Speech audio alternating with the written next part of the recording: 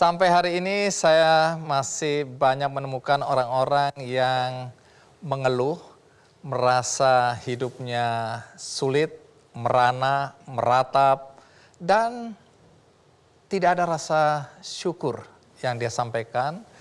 Kenapa? Karena dia merasa bahwa hidupnya ini tidak sama dengan orang-orang yang lain. Mudah-mudahan topik kali ini bisa juga memberikan pencerahan bagi Anda yang mungkin hari ini tidak bersyukur atas karunia Tuhan yang Tuhan berikan kepada Anda.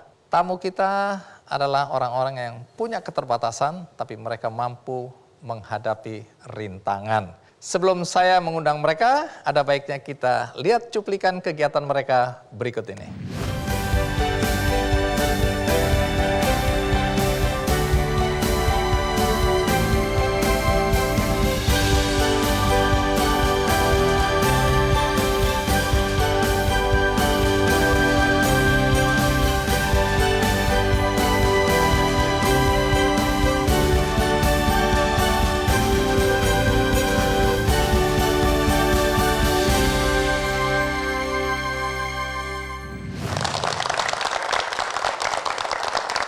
Ya, itu tadi cuplikan kegiatan mereka dan tentu Anda semua udah penasaran.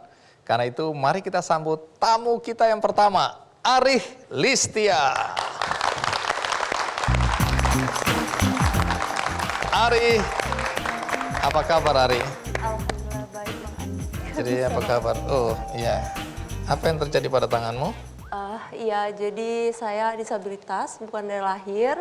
Saya kecelakaan lalu lintas Bang, ditabrak sama truk. Terus apa yang terjadi? Ya, yang terjadi tangan aku ini nggak bisa nekuk lurus begini. Nggak bisa nekuk seperti ini? Ya, yang ini lumpuh. Oh ini sama sekali Nggak bisa bisa ngangkat digerakkan. ini, iya. Kaki? Kaki juga patah. Jadi nggak bisa, ini yang normal cuman ini aja. Yang ini nggak bisa nekuk. Apa yang terjadi dengan wajahmu? Ada urusan dengan kecelakaan atau tidak? Enggak. Oh tidak. Apa yang terjadi ini? Jadi ini salah satu keahlian saya Bang. Jadi saya ini sekarang fokus ke ilusi make up. Jadi ini temanya ala-ala agak serem, nggak serem-serem banget sih. Oh kalau serem kita pulang itu. Jadi keterampilan melukis wajah atau merias wajah. Kamu punya keterampilan itu? Iya, tapi nggak pakai tangan, pakai lutut. Jadi kamu akan melukis dengan? Lutut. Melukis wajahmu dengan lutut? Iya. Dan ini dasarnya ini sudah Iya, dipersiapkan ini supaya cepat aja ya? 40% lah ini. Oke, nanti yang penasaran kita akan dengarkan ceritanya sambil Arih mencoba merias wajahnya versi Halloween. Iya, betul. Jangan terlalu serem ya. Iya. Usahakan jangan. Soalnya begitu kamu serem kita bubar semua ini. Oke, jadi Arih akan merias wajahnya atau melukis wajahnya. Sambil kita undang tamu berikutnya, nanti di akhir acara ini kita akan lihat hasil karyanya dan siapa Arih dan bagaimana Arih bangkit dari keterpurukan akibat ditabrak truk ya. Oke, kita berikan aplaus untuk Arih. Silakan duduk di situ Arih. Terima kasih Bang. Iya. Baik, sambil menunggu Arih melukis wajahnya dan hasilnya nanti kita akan lihat bersama-sama. Saya undang seorang laki-laki yang juga punya keterbatasan fisik, tapi dia punya keistimewaan. Apa itu? Mari kita sambut Taufik. Taufik, apa kabar? Alhamdulillah sehat. Taufik nggak punya tangan? Iya. Jadi kita berjabat tangannya gimana? Mungkin bisa dengan Berjabat kaki aja gitu gini ya. Boleh. Iya. Berjabat kaki ya. Kalau enggak begini. Iya. Dari lahir atau? Dari lahir. Sudah nggak punya tangan? Iya. Oke, sekarang umur berapa? Sekarang 33. Jadi 33 tahun kamu nggak punya tangan? Iya. Oke, silakan duduk kalau begitu.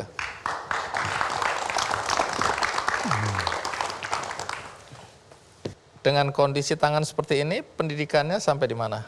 Dulu saya cuman sampai di bangku SLTP. Itu karena orang tua tidak mampu menyekolahkan atau Itu karena yang pertama. dibully? Yang pertama karena orang tua tidak mampu. Oke, terus yang kedua? Yang kedua juga untuk menuju ke sekolah SLTA itu cukup jauh. Sekitar perjalanan 2 jam. Kalau profesi sekarang apa? Pekerjaan sekarang? Profesi sekarang main musik Bang. Organ tunggal. Organ kan harus pakai tangan. Iya. Lah kamu nggak punya tangan? Ya pakai kaki. Oh, ini nanti main organ pakai kaki. Iya. Emang bisa? Insya Allah bisa, karena sudah terbiasa. Bisa itu kan karena terbiasa, Bang. Jadi Taufik aktivitasnya lebih banyak juga dengan kaki. Banyak. Menyuap makan dengan kaki atau disuapin orang?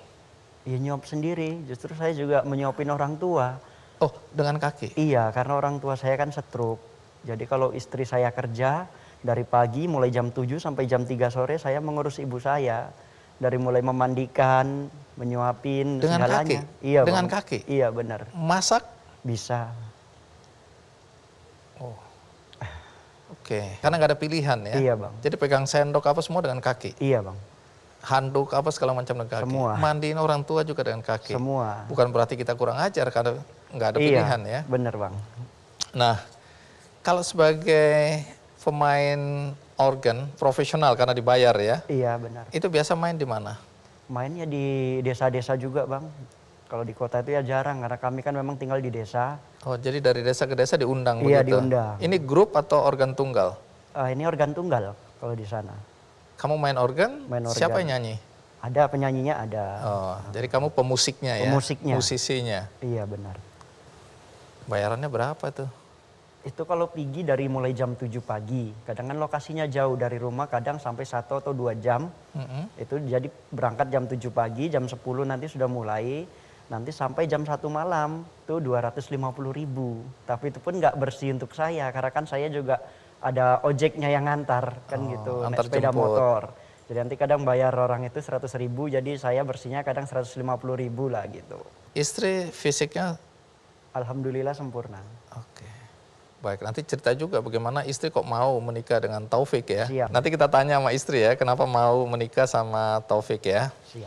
Dan sebelum kita lanjutkan Taufik, ada baiknya kita simak dulu tayangan berikut ini.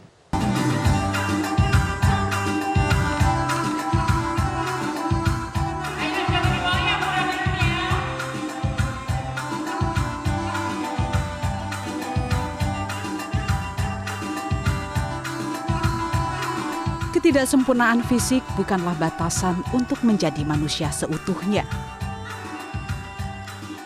Inilah yang memotivasi Taufik, seorang penyandang disabilitas daksa asal Kabupaten Langkat, Sumatera Utara.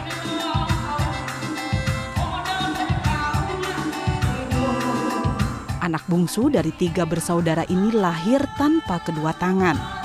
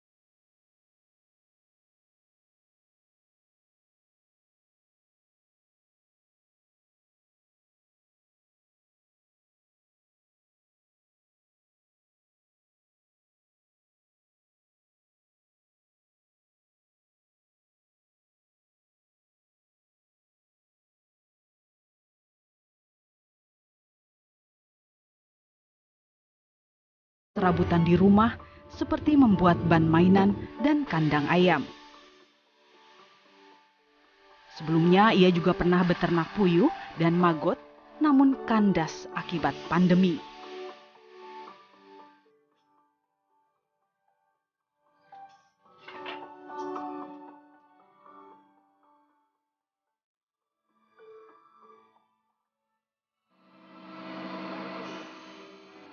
Taufik membuktikan kecacatan bukanlah sebuah kiamat, namun adalah anugerah untuk tetap bermanfaat.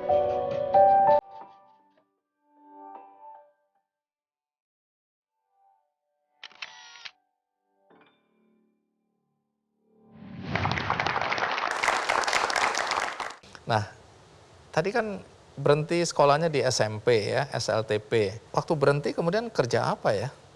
Kebetulan saya habis baru sunat waktu SD, dibelikan kibot-kibotan kecil sama orang tua. Disitulah saya mulai berlatih kan, sampai di bangku SLTP kelas 2, di situ saya sudah mulai paham lah. Sudah mulai bisa main organ. Dulu awal juga otodidak, juga ada yang ngajari juga, Pak Lik Jiot namanya. Dia seorang tunanetra juga, dibantu dia juga kan untuk awalnya.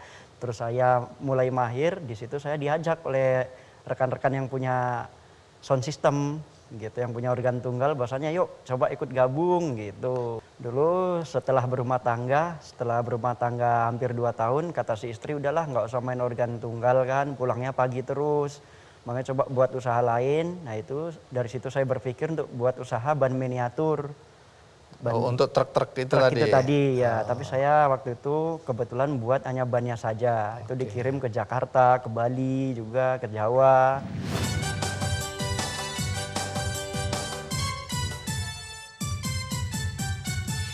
Pernah aku melihat musik di taman ria, iramanya Melayu, duhai sedap sekali.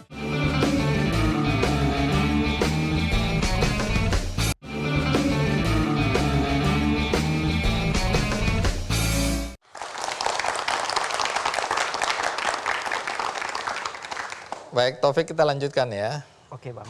Ketemu istri di mana? Dulu kebetulan pas saya juga main organ tunggal itu yang pesta family dia. Awal ketemu, siapa yang lebih dulu jatuh cinta? Saya sih. Oke, jadi yang mulai menunjukkan ada perasaan itu Taufik ya? Iya, Baik. Tapi idealnya kita langsung tanya istri ya? siap. Iya. Nama istri siapa?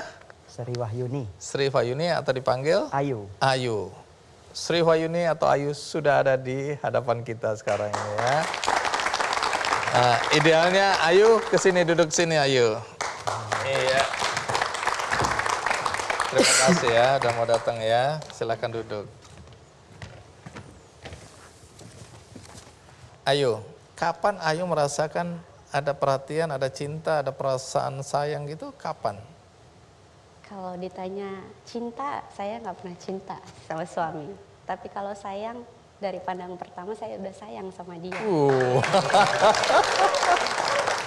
Tunggu. Pada pandangan pertama udah sayang, kenapa? Ingat, antara sayang dan kasihan itu beda ya? Beda. Oke, jadi ini bukan kasihan, Bukan, ini sayang. sayang. Kenapa sayang? Kenapa sayang? Saya bilang, kayaknya dia laki-laki yang berbeda di mata saya. Orang yang mau berjuang, orang yang mau semangat, mau berusaha.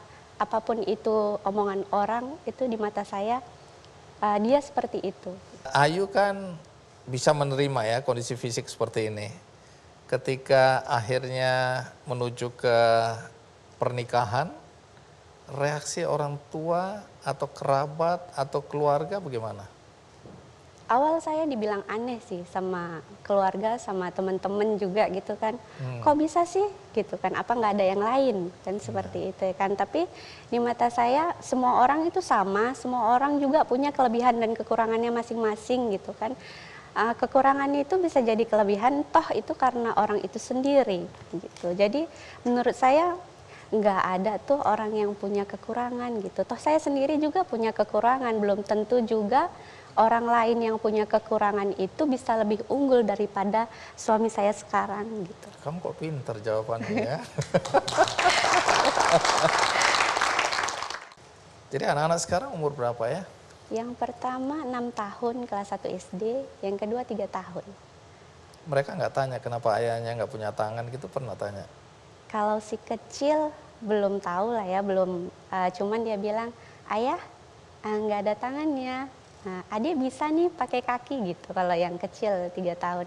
Kalau yang abang mulai bertanya, kenapa ada pertanyaan-pertanyaan yang harus saya jawab dan harus saya kasih tahu ke dia, pengertian, kasih ke pengertian sama dia bahwasanya ini ayah dengan fisik seperti ini yang selalu mau berusaha untuk kamu, berjuang.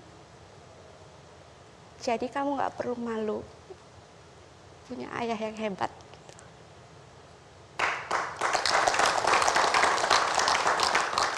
bagaimana reaksi orang tua ketika akhirnya kamu memilih untuk menikah dengan Mas Taufik? Ada keberatan, penolakan? Awal penolakan udah pasti, kan? Karena gimana pun orang tua mengharapkan anaknya, apalagi anak perempuannya gitu ya, kan dapat jodoh yang terbaik sesuai dengan harapan orang tua seperti itu. Tapi seiring berjalannya waktu, melihat suami selalu berusaha, tidak gampang menyerah, akhirnya sekian lama tercapai juga. Baik, kalau kita lihat tadi kesannya apa yang nggak bisa dilakukan oleh Taufik ya? Yang saya dengar, karena orang tua ini kan harus berobat secara rutin. Dan katanya ada saudara yang meminjamkan mobil. Benar. Karena saudara nggak ada waktu untuk mengantarkan orang tua ke rumah sakit atau ke klinik untuk pemeriksaan. Dan Taufik mengambil alih tanggung jawab itu. Benar Bang, Mengemudikan mobil, betul? benar. Emang bisa nyopir? Bisa Bang. Pakai kaki juga? Iya.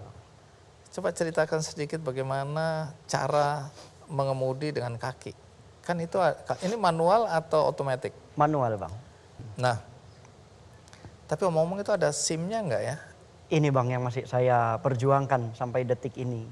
Maksudnya? Saya sudah memohon di Polres tempat karena saya mohon juga karena pada dasarnya ada undang-undangnya yaitu SIM D1. SIM D1 itu yaitu untuk kaum disabilitas seperti saya ini. Sementara saya mohon sampai hampir berjalan 2 tahun ini belum dikabulkan. Sementara kalau di Pulau Jawa, di Jakarta ini itu teman disabilitas itu udah dengan mudahnya mendapatkan SIM D gitu. Disabilitas yang sama atau? Sama. Oh, sudah bisa dapat SIM? Iya, yang tidak boleh SIM D itu hanya tunanetra dan tunarungu gitu. Baik, mudah-mudahan di Telantas ya bisa mendengar atau pas nonton acara ini dan mempertimbangkan untuk memberikan SIM D Benar, satu Bang. tadi sepanjang ujiannya lulus. Benar Bang. Nah, kalau ditanya nih Taufik, orang dengan fisik normal aja kadang-kadang jatuh sekali udah nggak bisa bangkit, putus asa ya. Sementara Taufik tadi jatuh bangun. Tapi sampai hari ini kita ketemu masih punya semangat yang luar biasa, istri yang juga mendukung. Apa yang membuat Taufik bisa bangkit berkali-kali?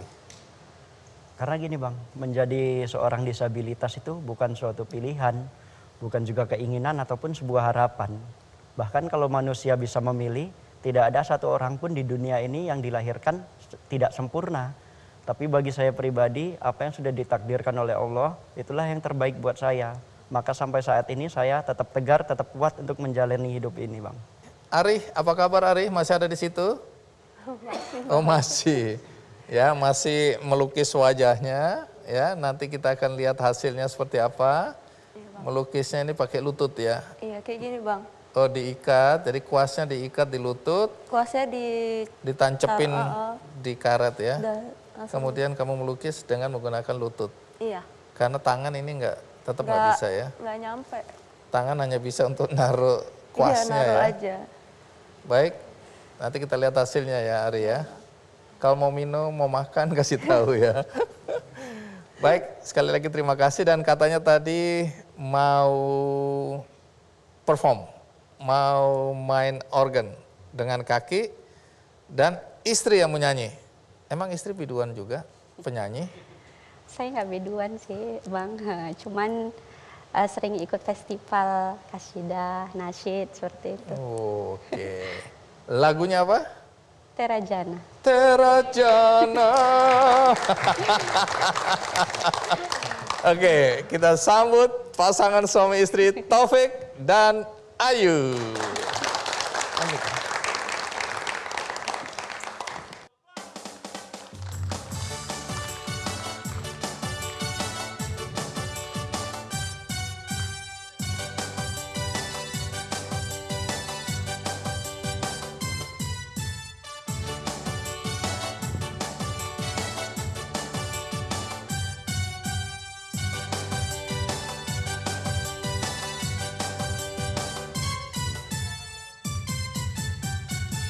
Pernah aku melihat musik di taman ria, Iramanya Melayu, duhai sedap sekali.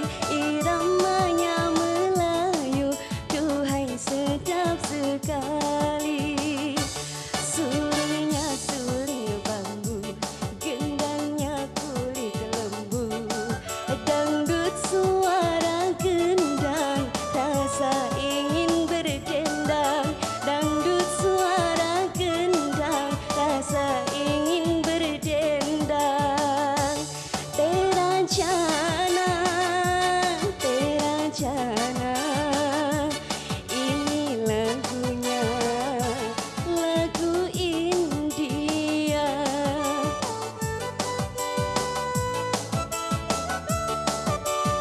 Hai merdunya, hai merdunya, merdu suara. Oh penyanyinya, serasi dengan lincah gayanya. Karena asiknya aku, hingga tak ku sadari. Pinggul bergoyang-goyang, rasa ingin berdendang. Pinggul bergoyang-goyang, rasa ingin berdendang.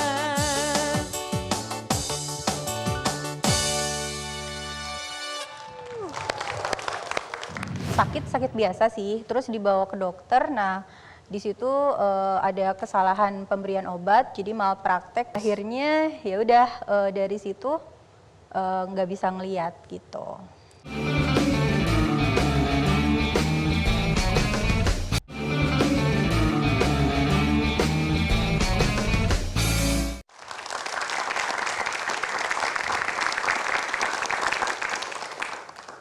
Tamu kita berikutnya seorang perempuan yang luar biasa.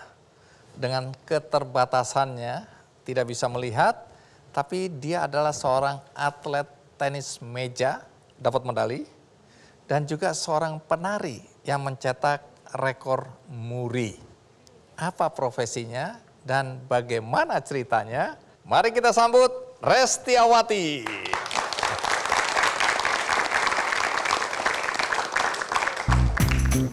Apa kabar Resti? Halo Bang, malam Iya, baik. ini tanganku. Iya, Oke. silakan duduk. Di sebelah mana nih? Kamu ke kiri 2 langkah. Oke. Nah, pas di situ. Sorry ya, duduk. Terima Oke, kasih. silakan. Pertama tentu terima kasih sudah mau hadir di acara Kick Andy. Sama-sama Bang, terima kasih juga sudah diundang. Oke, Resti. Jadi Resti ini nggak bisa melihat dari umur berapa? Dari lahir atau?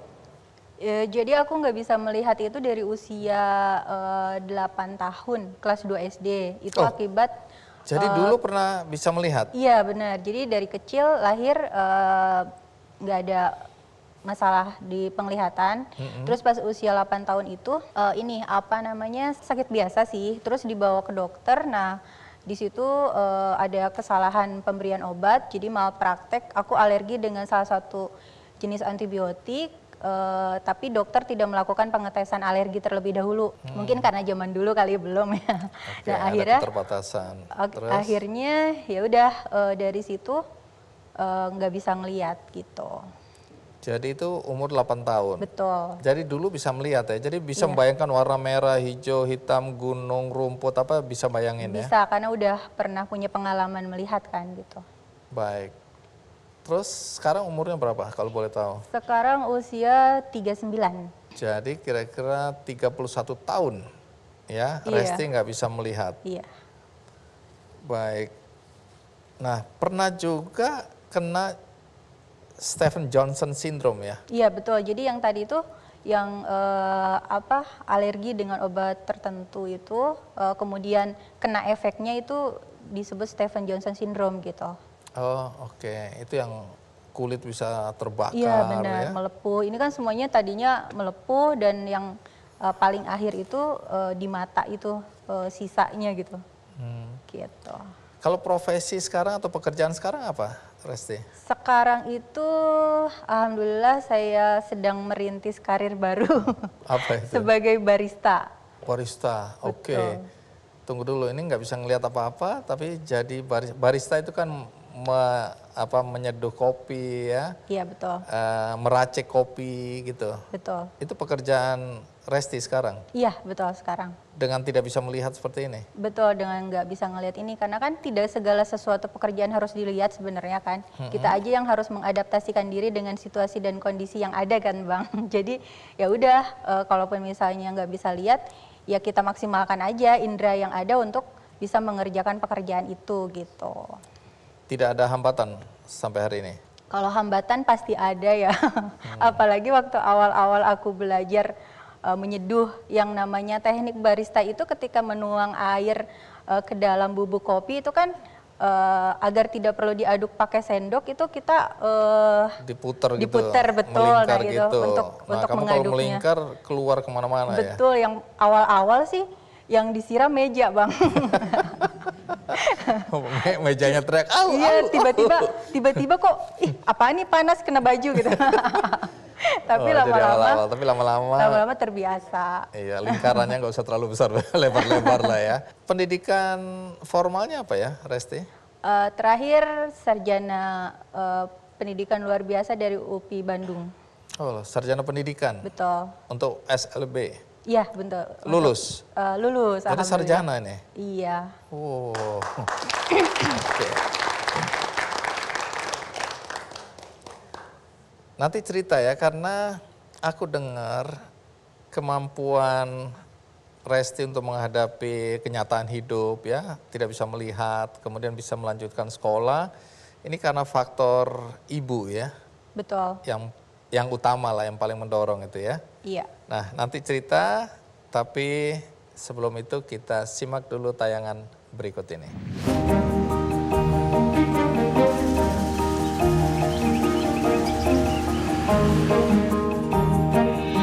Kekurangan dan ketidaksempurnaan fisik bukanlah penghalang untuk bisa hidup mandiri dan berkarya. Hal inilah yang dirasakan Restiawati atau yang akrab disapa Resti, penyandang disabilitas netra asal Tasikmalaya yang berprofesi sebagai barista kopi. Di akhir tahun 2020, Resti mengikuti pelatihan meracik kopi untuk tunanetra. Tak hanya meracik, Resti dilatih mengenal jenis kopi Nusantara. Selain itu, ia juga diajarkan mengenal aroma kopi hingga daerah asal kopi. Meskipun tidak bisa melihat, dengan mengandalkan indera yang dimilikinya, Resti berani membuka kedai kopi di teras rumah kontrakannya setiap akhir pekan.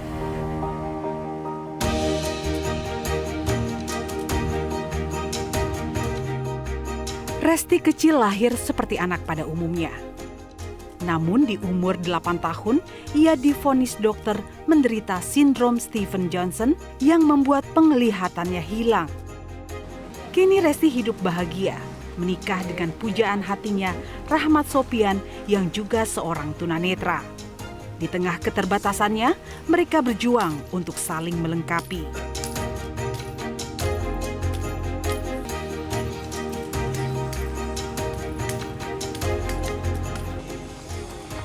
Kedepannya Resti bercita-cita ingin membagikan ilmu meracik kopi kepada teman-teman disabilitas supaya menjadi alternatif lapangan pekerjaan. Ia percaya sebaik-baiknya manusia adalah mereka yang bermanfaat bagi orang lain.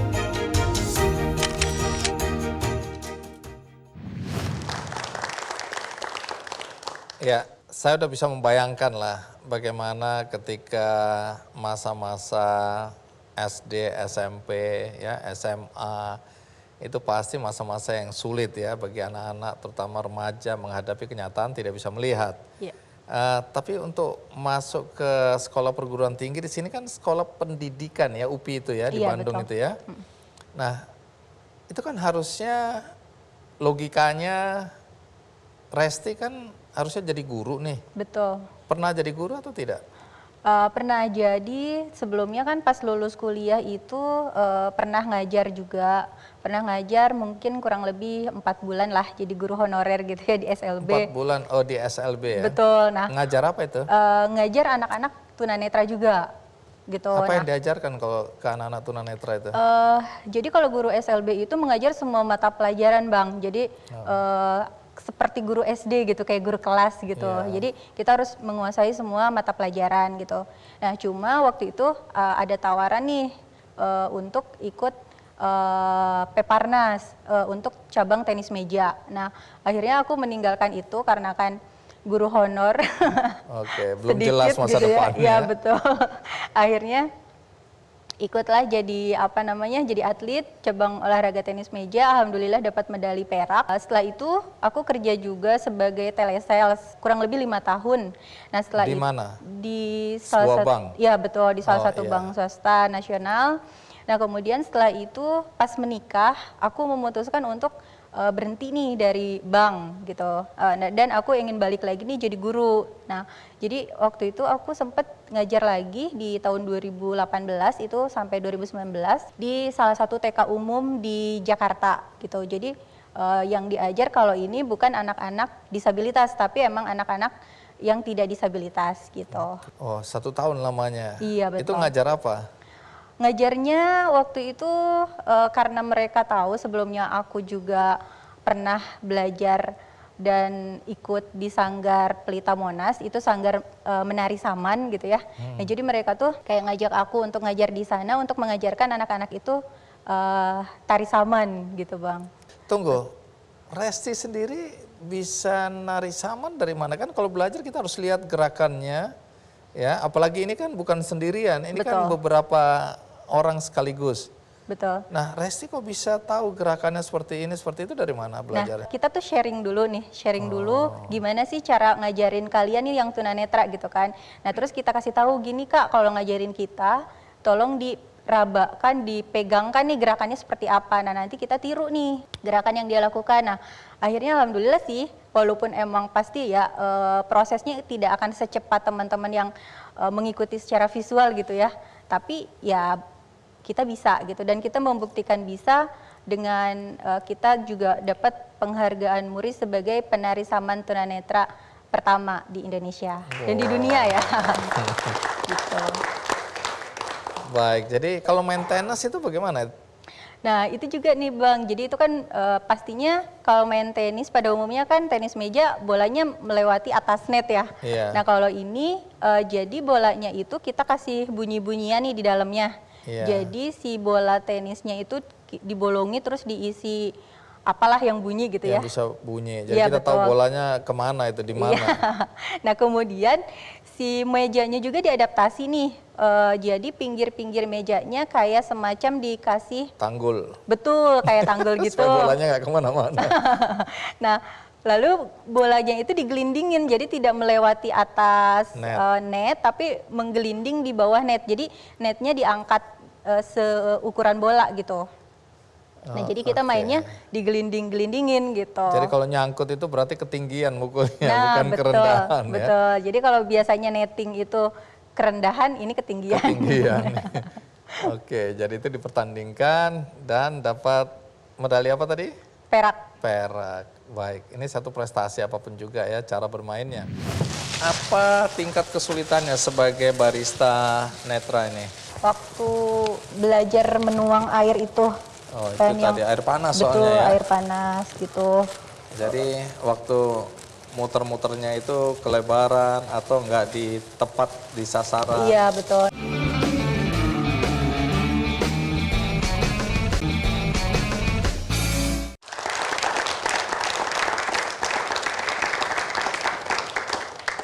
Terus kalau meracik kopi itu dapat ilmu dari siapa?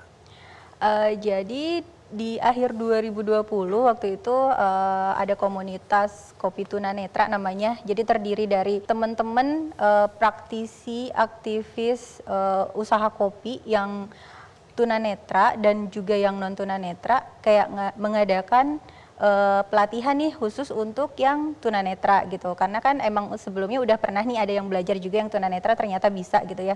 Nah, makanya waktu itu mereka melakukan pembukaan nih untuk pelatihan secara gratis, pelatihan untuk meracik kopi. Nah, saya pelatihan dengan mereka kurang lebih 3 bulan gitu, kita belajar tentang bagaimana mengenali kopi dari aromanya, dari bentuk bijinya, kemudian mengenal bagaimana cara petani itu untuk membudidayakannya, merawatnya dan sebagainya gitu ya. Terus setelah itu kita juga diajarkanlah untuk meraciknya sehingga menjadi secangkir kopi itu seperti apa gitu. Dan tadi mulai usaha buka kafe, tanda kutip, di depan rumah kos-kosan. Betul, rumah kontrakan itu mulai di awal 2021.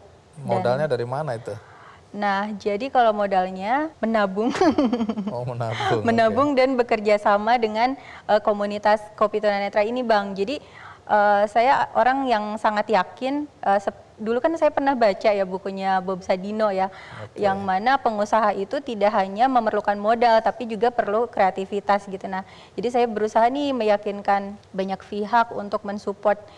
Saya bisa nih mendirikan kedai kopi ini, dan saya nanti setelah mendirikan kedai kopi ini, saya pengen nih berkontribusi juga untuk teman-teman disabilitas yang lain agar bisa melakukan hal yang sama gitu. Apakah mereka bisa menjadi barista atau mungkin mereka mau menjadi pengusaha kopi juga gitu. Sudah menikah berapa lama? Kurang lebih 4 tahun. 4 tahun. Sudah dikaruniai anak? Belum. Belum. Belum. Oke, kita doakan ya. Amin. Terus kemudian suami tadi sempat terlihat jualan kerupuk dan pijat refleksi gitu ya? Betul. Ketemu di mana Mas suami?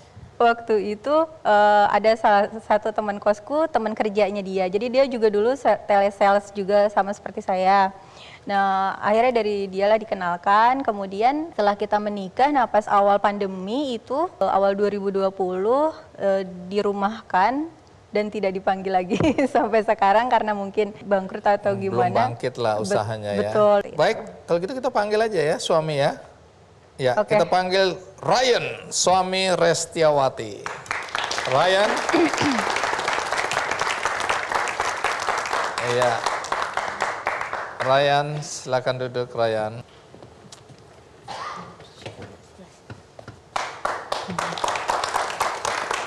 Iya. Coba pegang ke kanan itu istrimu. Wah, udah hafal ya tangannya. Ada suaranya Ya. baru dengar bener Bang. Selamat malam Bang. Malam-malam. Ryan, Iya Bang. jadi awal mula jatuh cinta sama Resti kapan? 4 tahun yang lalu Bang.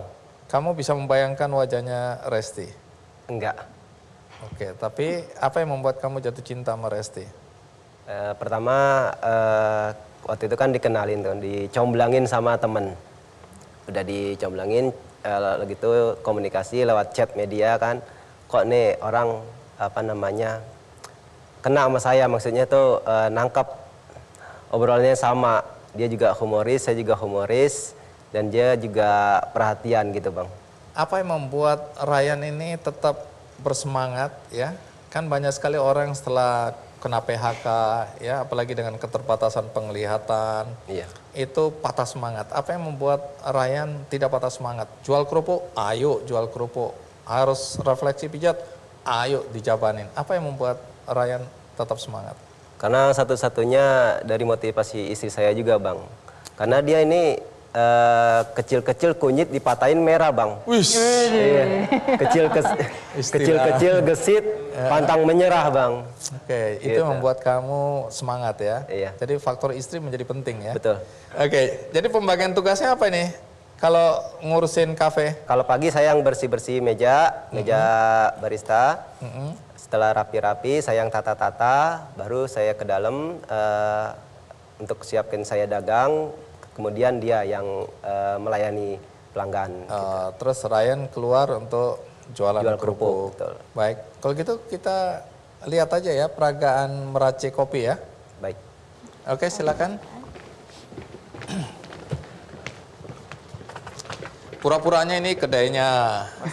Nama kedainya apa ya? Kedai kopinya? Kopi Netra. Kopi Netra. barangnya di sebelah mana? Ini kopinya juga mereknya Kopi Netra. Betul. Kalau barangnya Oh, ini saya sudah di kanan. Kalau grindernya di kanan, saya di kiri. package-nya ya, jadi tinggal disobek, Mohon maaf. terus diseduh. Ini bisa beli di mana nih? Kopi Netra ini? Di saya Bang. Oh, di saya, iya. Iya, betul juga. Nih, siapa yang mau beli kopi? Ini kopi apa ini? Arabica. Dari Bajawa Flores, NTT. Ya, oke. Jadi coba silakan diracik. Siap Bang. Ini kalau salah satu kopinya aku curi nggak tahu ini ya. Enggak. Oke, Ntar dihitung Bang. Oh di. Kecuali kalau yang biji nggak bisa ngitungnya Iya, iya. kebanyakan. Oh jadi grinder juga bisa nih sini ya. Iya. Apa tingkat kesulitannya sebagai barista netra ini? Pertama sih ini Bang, apa namanya? Waktu belajar menuang air itu. Oh itu kan tadi air panas betul, soalnya ya. air panas gitu. Jadi waktu muter-muternya itu kelebaran atau nggak di tepat di sasaran? Iya betul. Nah tapi lama-lama kalau setelah terbiasa akhirnya alhamdulillah bisa. Bisa ya. Dengan cium kita bisa tahu kopi ini kopi Iya, apa gitu. jenisnya kita Jenisnya? bisa tahu dengan mencium kopinya. 13 gram. 15. Oh 15 gram. Takarannya gitu ya? Iya betul. Oke, terus digiling. Iya digiling. Habis digiling baru diseduh seperti tadi. Iya. Oke.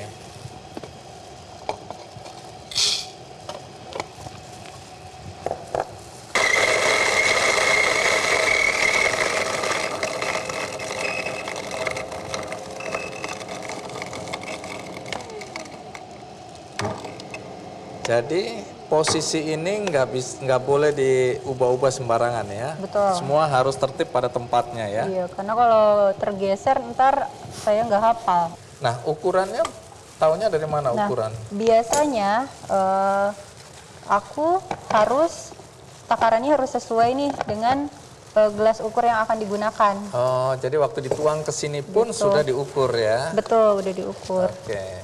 Ini yang diracik kopi apa ini? Ini kopi Arabica Bajawa Flores. Oke, yang tadi aku bilang ya. Terus kopinya kopi apa? Pahit. Iya betul, ini V60 Oke. ala seduh kopi ala Jepang. Kopi seduh kopi ala Jepang. Betul. Lagi penyaringan ya. Sip. Terus nanti ngaduk gula. Ada gulanya nggak ini? Ini kalau V60 biasanya nggak pakai gula, jadi orang benar-benar merasakan rasa kopi itu Tidak terganggu oleh rasa yang lain, betul.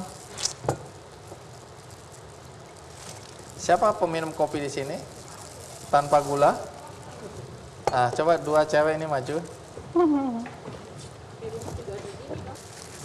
Ini nggak ada gula loh ya? Iya. Oh iya. Kan untuk lambung. Untuk lambung enak ya? Iya. Untuk begadang juga enak ini. Kalau pakai gula justru bahaya lambung. Iya. Oh gitu ceritanya. Oke. Tapi itu baru sedikit, itu belum Gak penuh. apa-apa, takutnya kepenuhan Bang. Jadi sedikit-sedikit. Bukanya di mana? Di Lubang Buaya, Jakarta Timur. Lubang Buaya. Iya. Oke, tambah dikit lagi, satunya lagi. Aku ikut bantu melayani boleh ya? Boleh, boleh. Nanti aku ikut di kafe sana juga deh. Siap Bang, biar banyak pembelinya. Dah. Oke, cukup ya? Oke. Silakan Bu. Ayo Bu. Nonton TV di acara Bang Andi Noya. Silakan mencoba kopi netra. Kopi netra. Silakan. Iya. Buka masker, iya. Terus kemudian coba rasanya bagaimana? Hati-hati panas. Masih rasanya panas. bagaimana? Melonyo. Belum. Iya. Cocok. Cocok. Aku lewat lintas Sumatera, Jalan Soekarno-Hatta. Pas aku mau belok, ada ditabrak truk dari samping. Dari situ aku kurang paham, karena aku langsung pingsan gak sadar, tahu-tahu udah di rumah sakit Bang.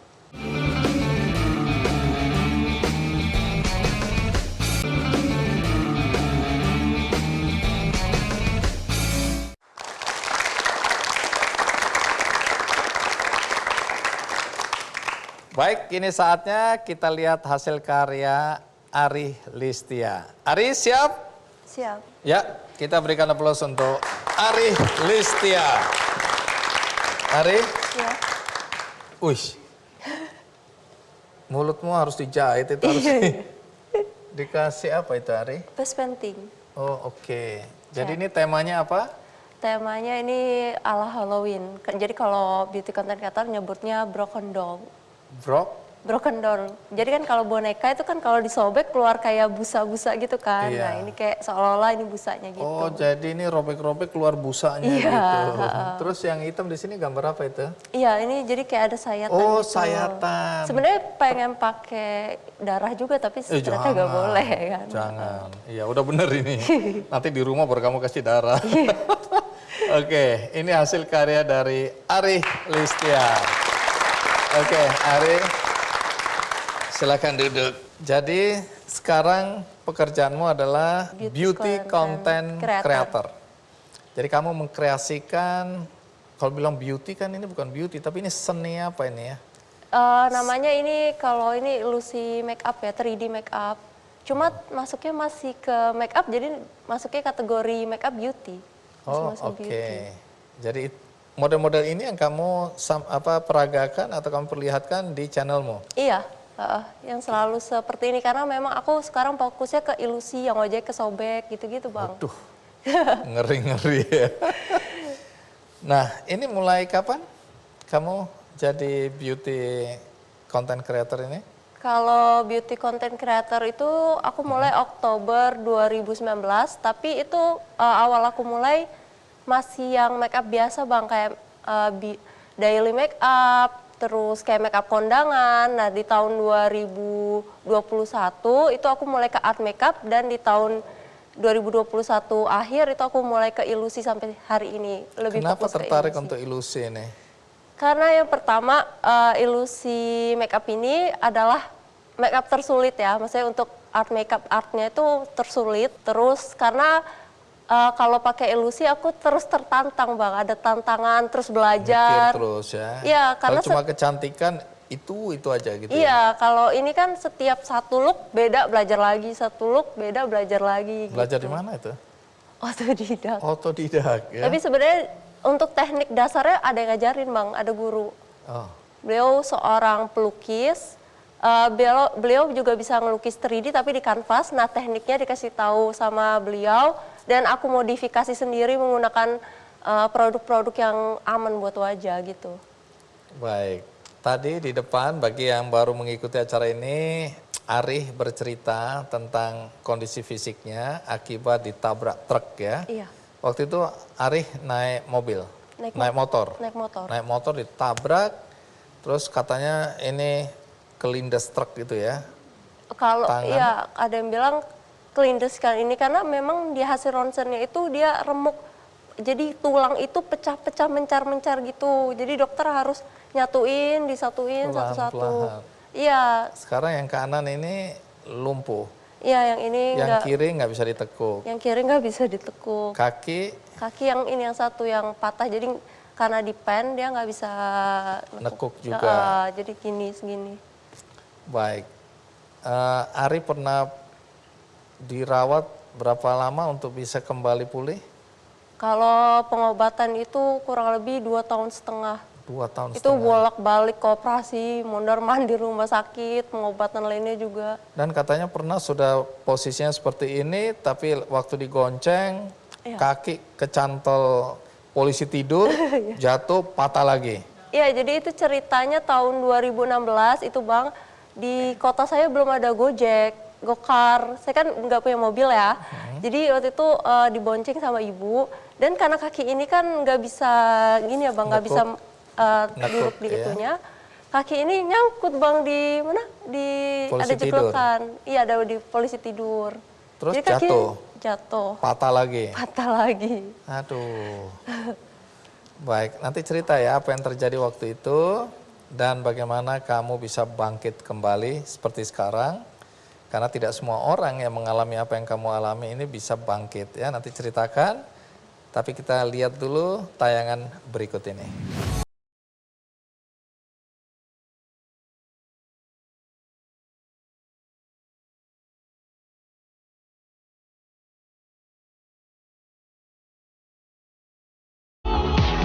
Dialah Ari Listia, seorang penyandang disabilitas daksa yang mampu menjadi konten kreator berbakat.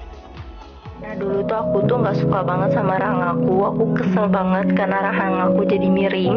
Tapi 2 bulan terakhir itu aku baru menyadari ketika aku belajar 3D makeup, ternyata rahang kiri aku itu membantu banget. Di balik kekurangannya, perempuan asal Bandar Lampung ini gemar menciptakan konten-konten make-up karakter yang unik.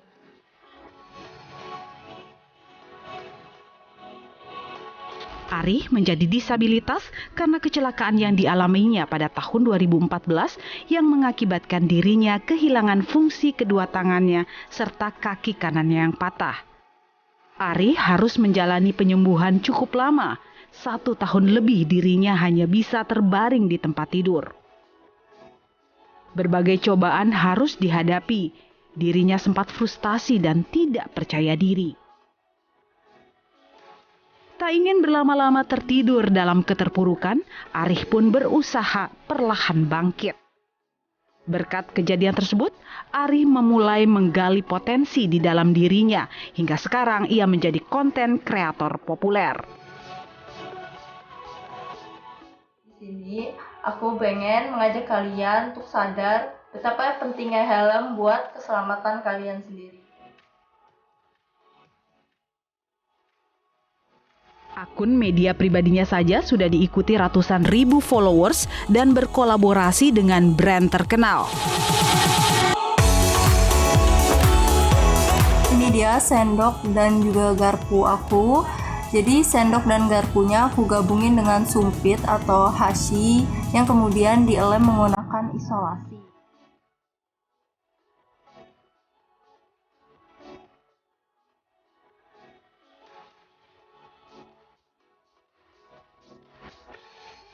Dirinya juga mampu membuat konten dukungan dan motivasi bagi para penyandang disabilitas.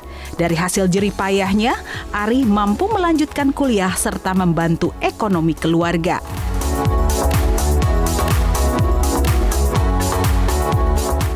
Arih membuktikan keterpurukan bukanlah hasil akhir, asal ada kemauan untuk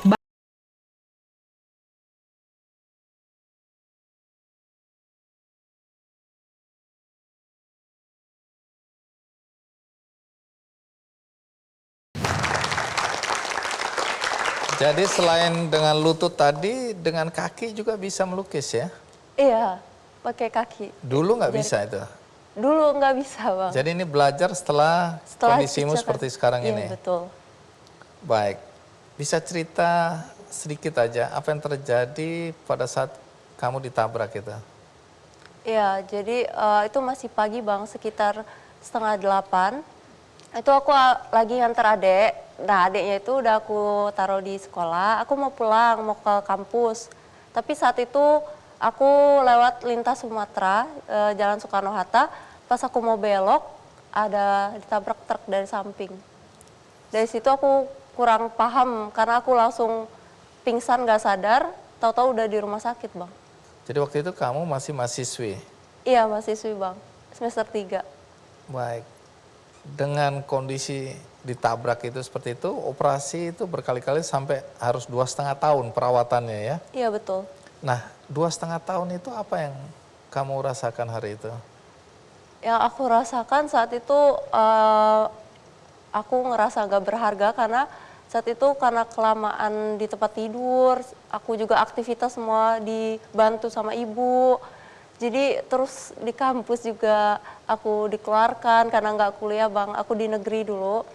Jadi aku ngerasa hidup aku kayak udah berakhir saat itu ya, saat lagi masih berobat. Apalagi ketika dokter memvonis aku kalau aku akan kesulitan untuk balik ke tubuh yang sebelumnya. Mungkin hanya mukjizat Allah aja yang bisa ngembaliin aku seperti dulu. Jadi bahkan dokter tidak percaya kamu akan bisa seperti sekarang ini? Iya, dokter terakhir aku temuin, dokter aku kaget. Aku liatin, tunjukin video aku bisa make up pakai lutut, ngelukis pakai kaki. Jadi beliau pun minta video aku buat disimpan ke pasien-pasien yang untuk membesarkan hati pasien. Betul. Itu ya? Iya, yang menjadi disabilitas, apalagi disabilitas yang baru ya, Bang. Itu kan pasti banyak yang drop banget yang sebelumnya bukan disabilitas, yang non disabilitas harus jadi disabilitas itu pasti drop banget. Aku membayangkan untuk penyembuhan ini kan pasti butuh biaya besar ya. Iya. Orang tua pekerjaannya apa? Ayahku udah nggak ada dari aku kecil, dari 2003. Oh jadi ibu single parent. Iya, Untuk belum ada. berapa anak ini yang harus diasuh? Tiga anak. Iya, Oke, ibu pekerjaannya apa? ibu rumah tangga. Ibu rumah tangga. Terus bagaimana membiayai operasi-operasimu ini? Ya, jadi kalau operasi itu alhamdulillah BPJS ya Bang. Terus tapi kan yang ditanggung hanya operasinya aja. Kita kan sehari-hari dan di rumah sakit itu kemarin kebetulan abis jual rumah, terus ada sedikit tabungan. Itu sebenarnya tabungan buat aku dan adik-adik aku kuliah. Cuman abis terpakai buat biaya pengobatan karena saat itu bener-bener yang nggak ada bantuan ya, maaf. Jadi aku bener-bener uang pribadi saat itu. Makasih banyak Ma karena udah ngerawat aku. Terus aku minta maaf karena mungkin aku belum bisa ngebahagiain. Ya, minta doanya semoga aku sukses dan semoga Mama juga sehat terus. Amin.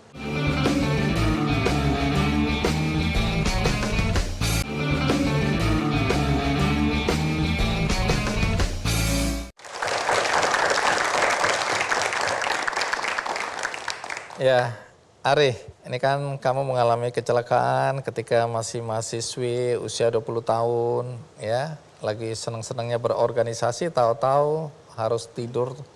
Bahkan untuk bergerak aja tidak bisa selama 2,5 tahun lah. Artinya untuk bisa bangkit kembali seperti sekarang.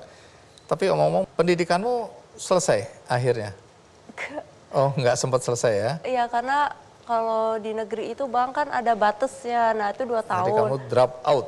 Iya, betul. Oke. Tapi sekarang lanjut lagi Bang. Oh, sedang melanjutkan? Iya, ngulang dari awal lagi. Udah semester akhir. Oh, semester akhir. Jurusan apa? Manajemen. Manajemen. Apa mimpimu dengan belajar manajemen ini? Mimpi saya yang pasti pengen S2 Bang, kalau ada kesempatan. Pengen dapat S2 dan pengen punya usaha yang bisa mempekerjakan teman-teman disabilitas karena saya juga berawalnya itu dari kesulitan mencari pekerjaan, saya jadi content creator Bang. Jadi saya merasakan juga tuh pejuang amplop coklat. Apa itu? Coba mungkin jelaskan ke teman-teman Iya, pejuang amplop coklat. Iya kan kalau orang lamar kerja itu kan sebutannya kalau anak muda sekarang pejuang amplop coklat. Dari masuk kiri dan kamu ditolak di mana-mana gitu. Iya, apalagi kan di daerah saya itu kurang akses ya Bang, apalagi soal pekerjaan gitu, masih sangat sedikit lowongan pekerjaan yang di daerah. Gara-gara susah mencari pekerjaan, Iya. muncul ide untuk jadi content creator. Nah, dari sini Ari mendapat penghasilan ya? Iya. Dan dengar-dengar sudah bisa mendukung keluarga, Iya. adik, ibu ya? Iya, karena kan emang dari dulu sih aku tulang punggung keluarga juga Bang, berdua sama adek. Oh, oke. Terus? Jadi dulu aku tuh sempat punya usaha, tapi juga agak kolaps gara pandemi. Akhirnya Usaha apa itu? Usaha sepatu Bang, jadi kayak jual-jualin sepatu gitu. Online? Iya, jadi sekarang lebih fokus ke konten kreatornya, karena juga dapat rezekinya juga, alhamdulillahnya dari sana juga lancar ya gitu Bang. Kalau kita lihat peran ibu ya, saya kalau dengar cerita Ari ini, saya bilang hebat betul, single parent dengan segala keterbatasan ekonomi, berjuang untuk 3 anaknya, tahu-tahu salah satu anaknya ketabrak truk dan kondisinya seperti sekarang, 2,5 tahun harus menjalani berbagai pengobatan, termasuk operasi-operasi, harus menjual asetnya, rumah dan banyak lagi. Nah, coba cerita tentang perjuangan ibu. Iya, jadi awalnya sebelum kecelakaan ibu saya buka toko di pasar. Tapi karena pas saya kecelakaan, kan saya harus berbaring, bener-bener nggak bisa ngapa-ngapain, kaki tangan di gips. Jadi full 100% ibu yang ngobatin, ibu yang bantuin aktivitas. Jadi harus ditutup Bang itunya, tokonya. Dan akhirnya ibu nggak kerja. Di situ saya waktu pas masih punya online shop, pakai jari kaki juga balesin chat customer. Dan ibu juga sering bantu saya buat aktivitas kayak makan, dulu kan masih suka disuapin, sebenarnya malu Bang udah gede masih disuapin. Terus segala macam aktivitas tuh ibu yang lakuin. Jadi kalau ada kesempatan untuk menyampaikan sesuatu untuk ibu, apa yang ingin kamu sampaikan? Makasih banyak Mak karena udah ngerawat aku. Terus aku minta maaf karena mungkin aku belum bisa ngebahagiain. Ya, minta doanya semoga aku sukses dan semoga Mama juga sehat terus. Amin. Amin. Dengan kondisi seperti ini, ternyata Ari juga punya kegiatan sosial ya. Oh iya Bang. Apa itu? Ya itu jadi boneka berbagi. Jadi aku bikin itu bagi-bagi boneka buat adik-adik. Jadi aku hanya buka open donasi bonekanya, tapi kita bagi bingkisan juga Bang, ada alat tulis dan snack. Dan kalau itu snack dan alat tulis itu pribadi dari aku gitu. Jadi aku hanya open donasi untuk bonekanya aja. Jadi aku bagi-bagiin ke adik-adik di panti gitu. Membahagiakan mereka ya melalui gerakan Iya, betul. boneka berbagi ini ya, atau berbagi boneka. Baik, terima kasih Ari. Sebelum kita tutup, saya mengundang teman-teman yang lain tadi ya, Resti, Ryan, kemudian Taufik, ya, dan Ayu untuk naik ke atas pentas lagi. Baik, sebelum kita akhiri episode kali ini, saya hendak mengundang teman baik dari Geliga, yaitu Pak Asis Chandra. Silakan Pak Asis. Terima kasih sudah hadir di acara Kick Candy. Mau salaman boleh? Iya, silakan. Iya. Pak Chandra ya dari Geliga. Karena waktu saya ceritakan ini tentang orang-orang hebat, kemudian teman-teman dari Geliga bilang boleh nggak kita ikut mendukung apa yang mereka lakukan ini supaya lebih punya dampak lagi. Nah, yang jadi pertanyaan kenapa tertarik untuk mendukung mereka? Ya, karena memang tadi setelah diceritakan sama Bang Andi, kami melihat bahwa semangat mereka ini sejalan dengan apa yang Geliga kampanyekan, yaitu dare to be active, berani untuk aktif. Dan mereka ini semangatnya bukan aktif dengan keterbatasan mereka, tapi aktif untuk melampaui keterbatasan mereka. Melampaui keterbatasan mereka ya. Oke, jadi ini sesuai dengan semangat dari Geliga. Geliga ini diproduksi oleh Caplang ya? Iya.